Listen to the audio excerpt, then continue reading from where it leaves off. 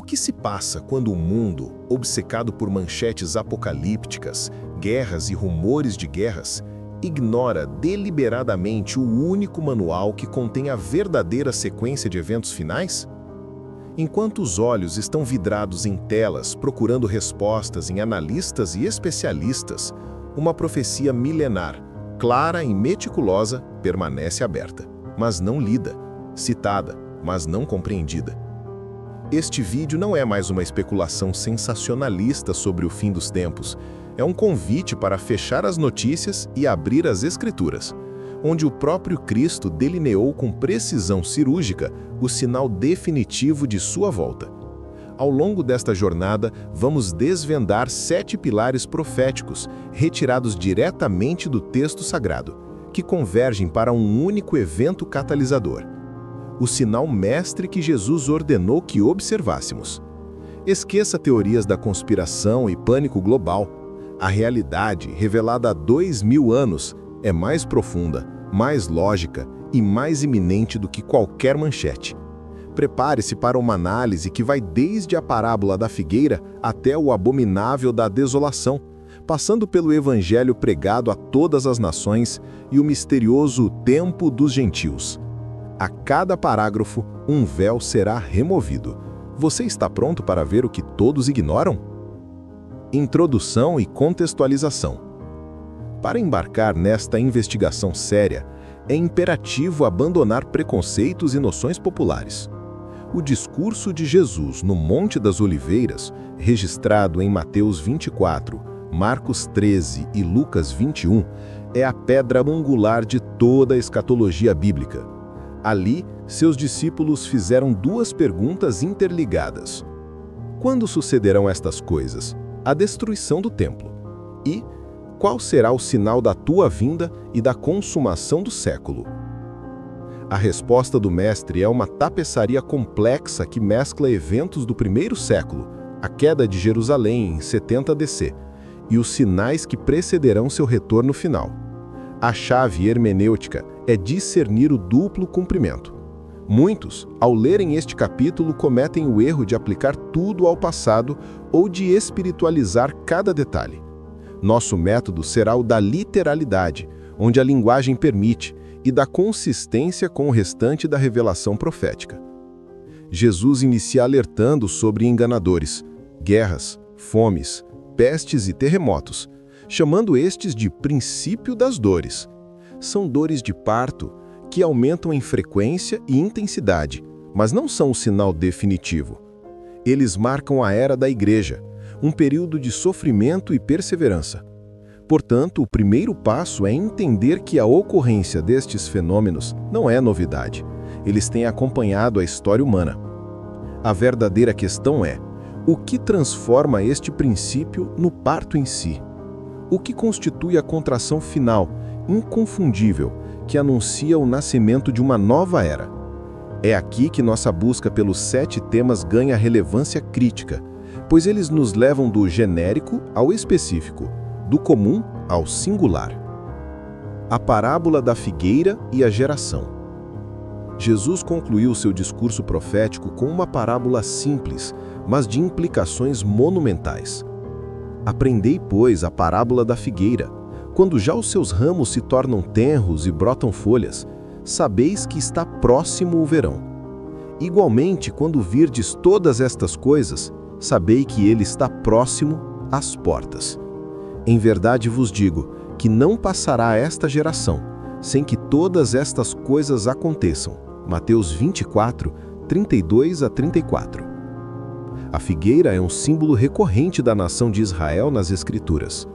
Seu rejuvenescimento, o brotar das folhas, indica um renascimento nacional após um longo inverno de dispersão e aparente morte. O cumprimento histórico disso é claro e incontestável. Em 1948, Israel renasceu como nação soberana após quase 1900 anos de diáspora. Este é o evento geopolítico mais significativo para a profecia bíblica nos últimos 2000 milênios. Jesus afirma que a geração que testemunhar todas estas coisas, começando com o renascimento de Israel, não passará sem que se cumpra a totalidade da profecia, incluindo sua volta. Uma geração bíblica é comumente entendida como 70 a 80 anos, Salmos 90:10. A partir de 1948, temos uma janela temporal profética. Não se trata de marcar datas. Jesus disse que o dia e a hora ninguém sabe, mas de reconhecer a estação. O brotar da figueira nos coloca no verão profético. Toda a sequência subsequente de eventos, os demais sinais, deve se desenrolar dentro de um espaço de uma única geração. Portanto, o renascimento de Israel não é um sinal isolado. É o relógio profético que começou a contar, o ponto de partida a partir do qual os outros 6 temas devem ser observados e entendidos em sua convergência acelerada. O Evangelho pregado a todas as nações. Outro marco inequívoco dado por Jesus é: e será pregado este Evangelho do Reino por todo o mundo, para testemunho a todas as nações, e então virá o fim. Mateus 24:14. Este não é um mero apelo missionário, é uma condição profética. O fim, a consumação, está vinculado à conclusão de uma tarefa específica. Por séculos esta parecia uma perspectiva distante, mas a tecnologia moderna transformou radicalmente o cenário. A tradução da Bíblia para milhares de línguas, o trabalho de agências missionárias em países fechados e, de forma decisiva, a internet e a mídia digital criaram um panorama onde virtualmente todos os grupos étnicos, o significado primário de nações, no texto original, têm acesso ao Evangelho. Nunca na história houve uma cobertura tão ampla. Ainda que indivíduos específicos não tenham ouvido, o testemunho chegou às nações como entidades culturais e linguísticas. Este cumprimento é um processo que atinge seu clímax em nossa era. Mais do que nunca, a mensagem do reino pode circular globalmente, apesar de perseguições. Este tema nos fala de um Deus que não deseja que ninguém se perca e que, em sua soberania, garante que o testemunho seja dado antes do juízo.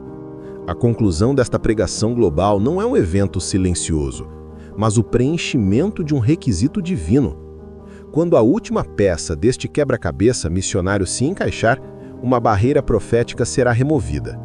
Junto com o brotar da figueira, temos aqui um sinal de maturidade espiritual da era, indicando que os propósitos redentivos de Deus estão atingindo sua fase final de manifestação antes do retorno do Rei.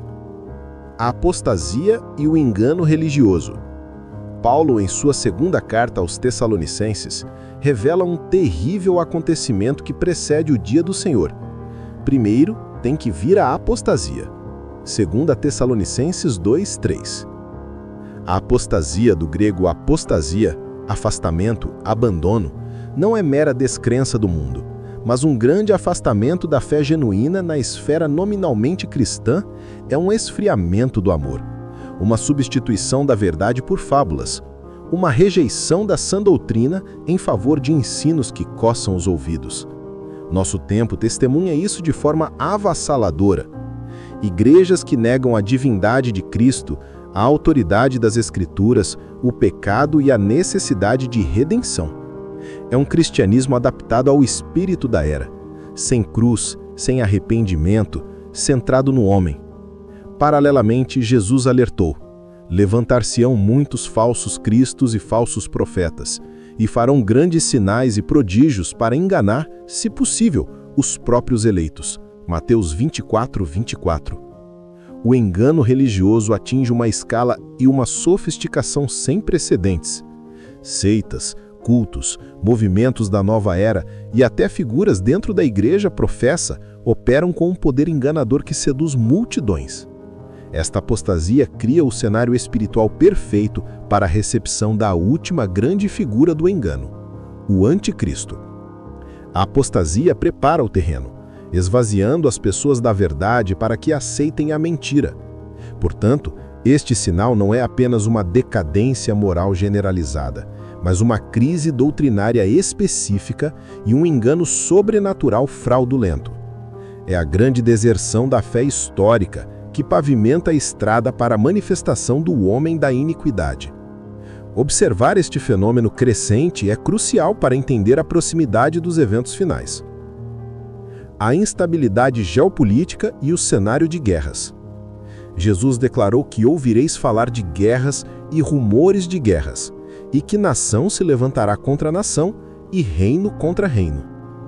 Este não é um sinal em si, mas uma característica constante da era. Mas a profecia bíblica aponta para um cenário geopolítico específico que se forma nos últimos dias, centrado no Oriente Médio, e envolve nações identificáveis.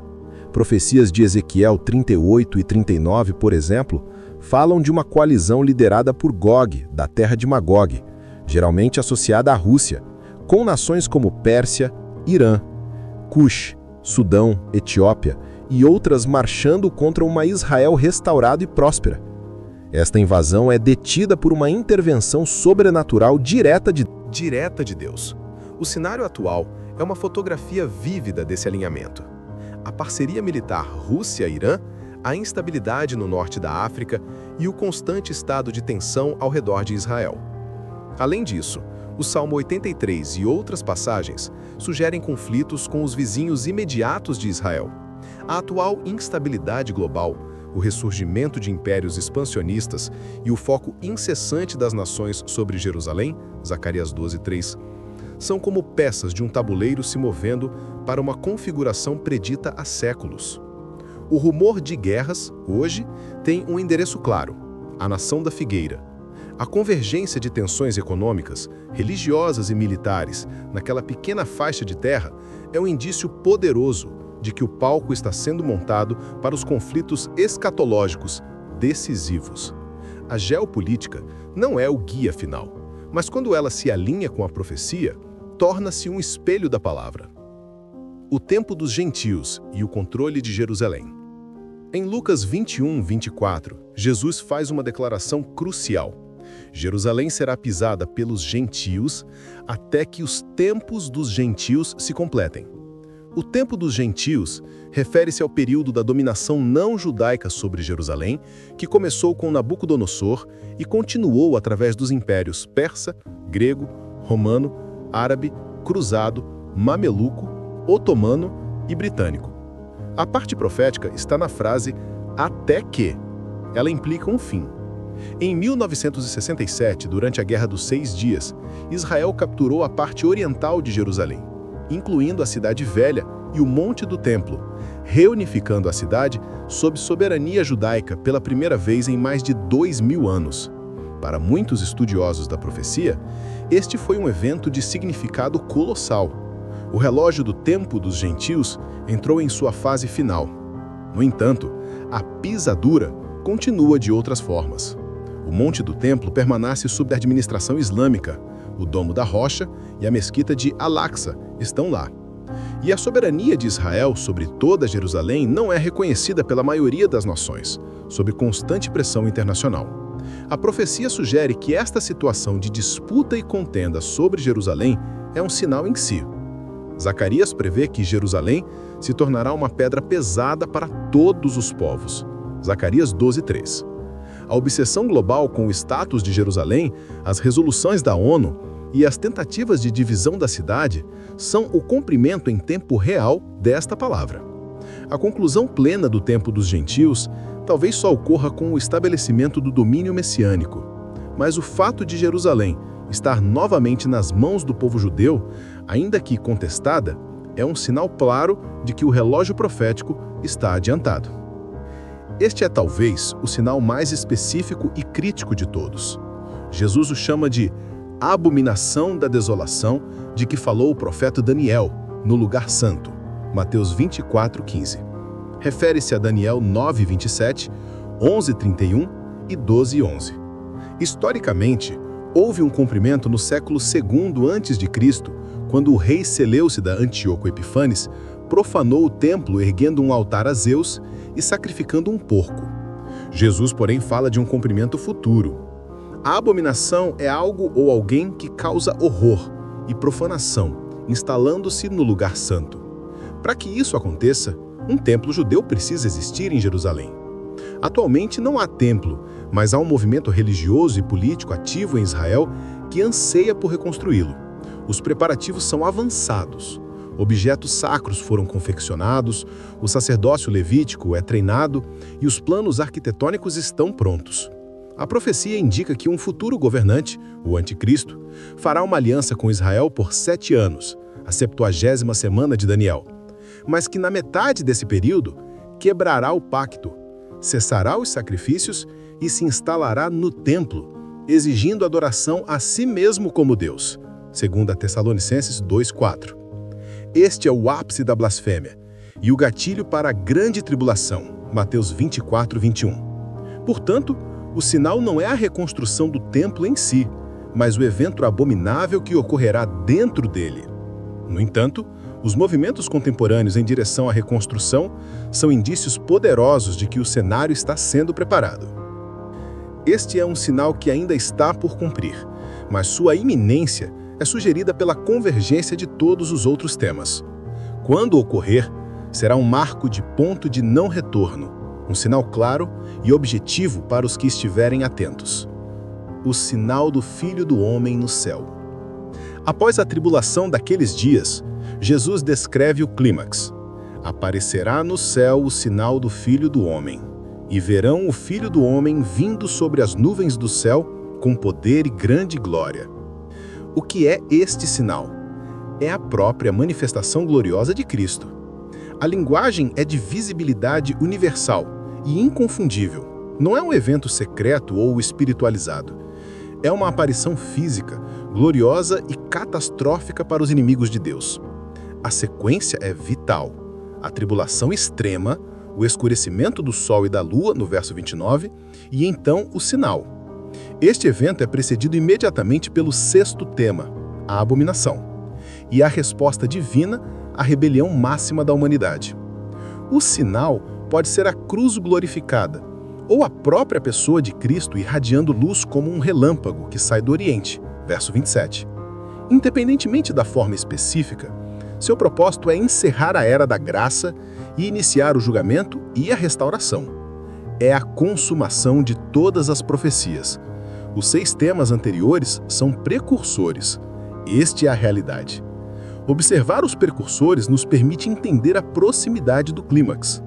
A ignorância desse sinal faz com que muitos olhem para eventos terrenos como finais em si mesmos, quando, na verdade, são apenas anúncios da vinda daquele que é o Alfa e o Ômega. A força do argumento não está em qualquer um destes 7 temas isoladamente, mas em sua convergência sem precedentes ao longo de uma única geração. Pense nisso. Por quase 1900 anos após a destruição de Jerusalém, nenhum destes sinais específicos estava em cena. Não havia nação de Israel, o Evangelho não havia alcançado os confins da terra, Jerusalém não estava sob controle judeu e não havia perspectiva real de um templo. A partir do século XX e de forma acelerada no século XXI, todos estes sinais começaram a se alinhar.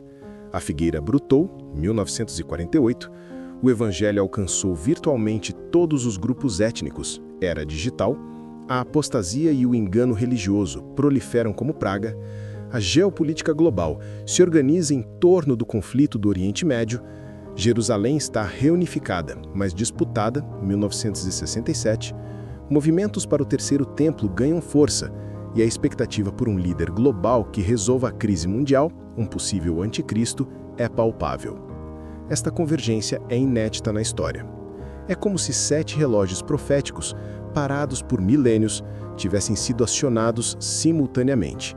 E agora, seus ponteiros se aproximam todos do mesmo momento. Esta não é uma coincidência aleatória, é a coreografia divina da história. Ignorar esta convergência é como um homem, vendo o céu escurecer, sentir o vento frio e ouvir o trovão, ainda assim insistir que não há chance de chuva. A Bíblia nos chama a ser discernidores dos tempos, Mateus 16:3. A convergência é o maior sinal de todos. O erro de buscar nas notícias. Por que então todos ignoram este sinal? Porque a humanidade, por natureza, busca explicações dentro do seu próprio paradigma secular e imediatista. As notícias oferecem fragmentos caóticos, uma guerra aqui, uma crise econômica ali, um desastre acolá. Sem a lente das escrituras, estes eventos são interpretados como política, sociologia ou má sorte. As pessoas procuram por sinais em alinhamentos planetários, em códigos numéricos, em profecias de videntes ou nas declarações de líderes mundiais. Elas esperam um anúncio oficial, uma invasão alienígena ou uma catástrofe tão óbvia que force uma explicação universal. Mas Deus opera de maneira diferente. Ele revelou sua agenda com antecedência em um livro aberto. O sinal ignorado é a própria lógica bíblica se desenrolando na história. As notícias são apenas o palco onde a profecia se cumpre. Focar apenas nas notícias é como analisar as pegadas na areia sem perguntar quem as fez. A mente secular rejeita a ideia de um Deus que intervém na história e, portanto, é cega para o padrão que ele estabeleceu. Até muitos crentes são seduzidos por essa visão fragmentada, buscando uma revelação nova em cada evento global, em vez de se firmarem na revelação já completada. O chamado é para mudar a fonte primária de análise, das manchetes voláteis para a palavra imutável. O caráter do verdadeiro crente diante dos sinais. Qual deve ser, então, a resposta correta do crente a esta compreensão? Jesus respondeu: quando estas coisas começarem a acontecer, exultai e erguei a vossa cabeça, porque a vossa redenção se aproxima. Não é o chamado ao pânico, ao isolamento em bunkers ou à fixação obsessiva em calendários. É um chamado à esperança vigilante e à santificação prática. A atitude é de expectativa alegre, porque o que se aproxima não é o fim, mas o início, a redenção completa do corpo, a ressurreição, a restauração da criação. Pedro admoesta: visto que todas essas coisas hão de ser assim dissolvidas, de que sorte não deveis ser em santidade e piedade, aguardando e apressando a vinda do dia de Deus. A proximidade dos sinais deve nos tornar mais parecidos com Cristo, mais comprometidos com a missão, mais amorosos com os perdidos, mais firmes na verdade. Deve nos libertar da ansiedade terrena, pois sabemos que nosso destino está seguro. A vigilância bíblica não é uma paranoia ociosa, mas uma vida produtiva e fiel, com os olhos no horizonte. Ignorar os sinais leva à letargia e à conformação com o mundo. Obsessão com os sinais leva ao fanatismo e à irrelevância. A postura equilibrada é a da expectativa informada e da fidelidade diligente, sabendo que o mestre pode chegar em qualquer momento. O perigo da ignorância profética. A ignorância voluntária destas realidades, por outro lado, tem consequências graves. Primeiro, ela desarma o crente. Sem entender o cenário espiritual da apostasia, ele é presa fácil para falsos mestres. Sem entender a iminência da volta de Cristo, sua vida pode se tornar mundana e complacente. Segundo, ela rouba a esperança em meio ao caos. Ver o mundo desmoronar sem a perspectiva da intervenção divina é desesperador. A profecia fornece a narrativa maior. Deus está no controle e está conduzindo a história a um clímax redentor. Terceiro, ela prejudica o testemunho.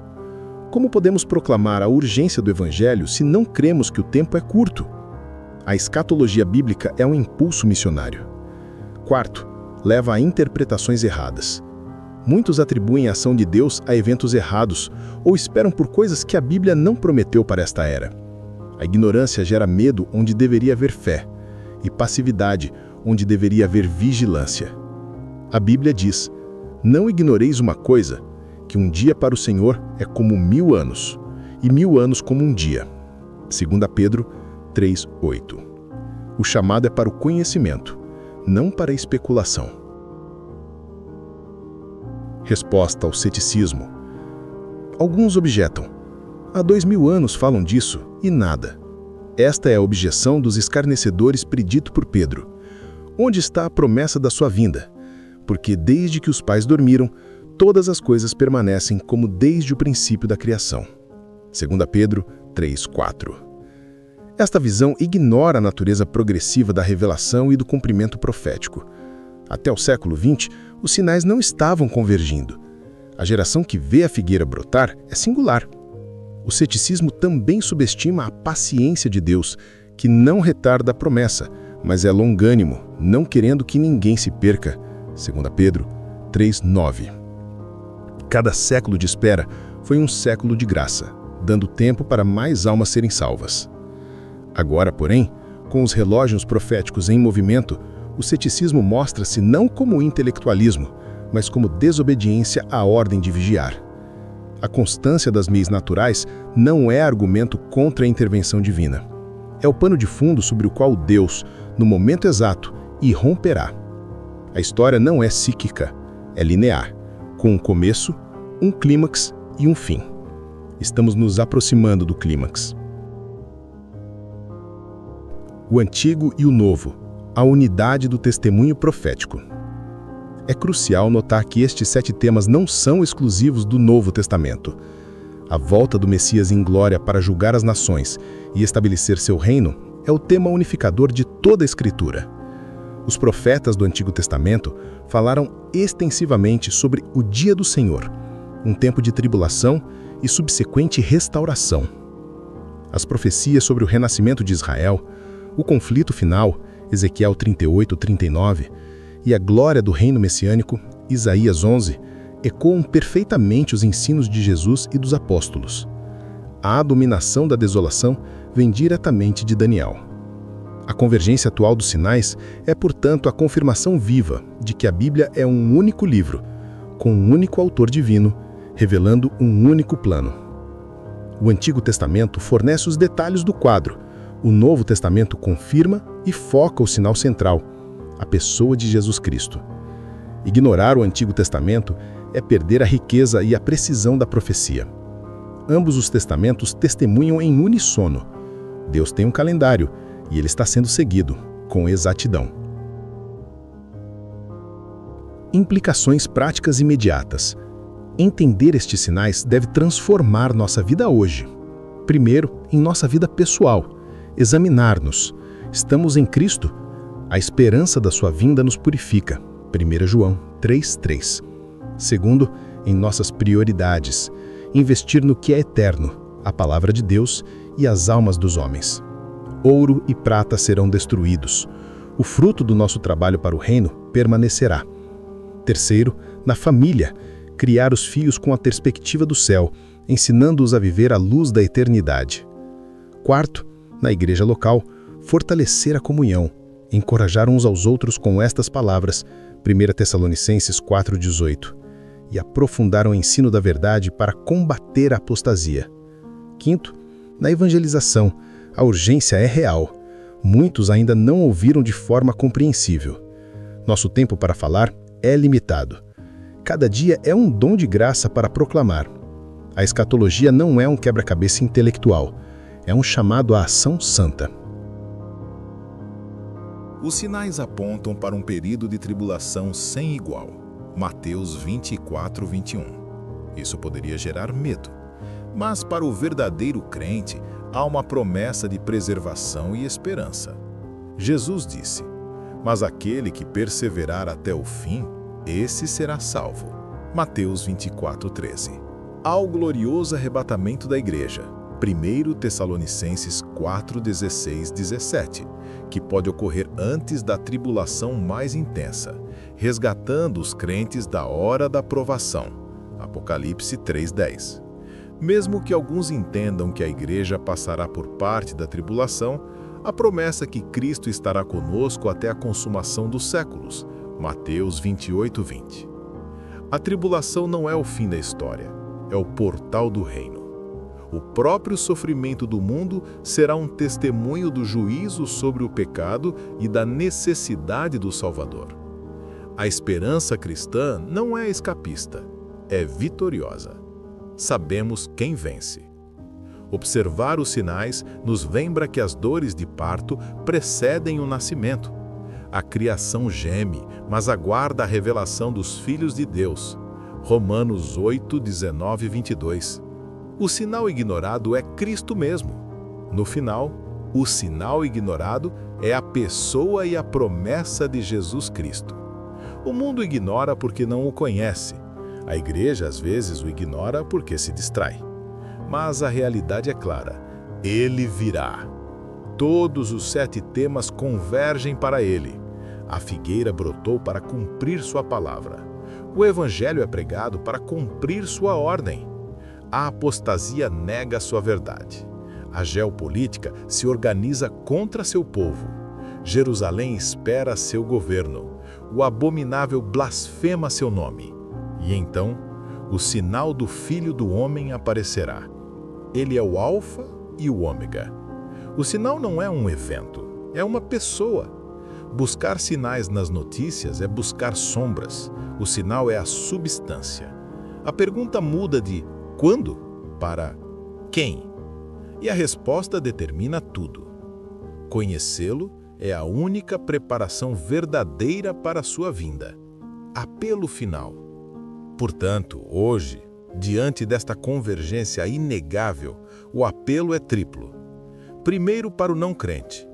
Reconheça os sinais como o aviso amoroso de Deus. A porta da graça ainda está aberta. O mesmo Jesus que virá como juiz, veio primeiro como Salvador. Arrependa-se e creia nele hoje, antes que a porta se feche. Segundo, para o crente negligente. Acorde! Levante a cabeça. Sua redenção está mais próxima do que quando você creu. Abandone a mundaneidade, busque santidade, envolva-se na obra. Terceiro, para todos. Estude as Escrituras por si mesmo. Não aceite passivamente opiniões de terceiros. Abra a Bíblia e comece por Mateus 24, Daniel 9 e veja se estas coisas não são assim. Seja como os bereanos, que examinavam as Escrituras todos os dias para ver se as coisas eram de fato assim. Atos 17, 11. A última palavra. As notícias continuarão a girar, caóticas e assustadoras. Mas você não precisa mais ser levado por esse turbilhão de incerteza. Você tem um ancorádoro, uma bússola, uma luz. A palavra de Deus é a lente que traz foco ao caos. Os 7 temas não são um jogo de adivinhação, são um mapa do navegador. A geração da figueira está testemunhando o encaixe final das peças. O sinal ignorado está diante de nós, não nas manchetes, mas nas páginas vivas da Bíblia e no palco da história que obedece ao seu roteiro. A questão final não é o que vai acontecer, mas você está pronto para aquele que vai acontecer? Ele está às portas. Maranata, ora vem Senhor Jesus. Apocalipse 22, 20. Que esta seja a expectativa que molda cada um dos seus dias.